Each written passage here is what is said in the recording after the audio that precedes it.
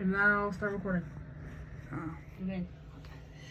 So you can see there's a whole bunch of styrofoam up inside of my laundry alternative Nina Soft that spins your clothes, and I told them they gotta stop putting the styrofoam inside because I guess there was some jammed up in there and it ripped apart the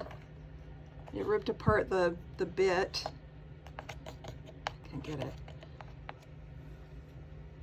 So it's not good. Rip this part, that holds the laundry down, and now I'm trying to dig it out. I had to dig out a whole bunch when I got it and it was fine, so I guess I'm gonna need a replacement for this. And as you can see, it's really impossible to get up in there and pull it out. It's too bad. Bad design, bad packing, packer.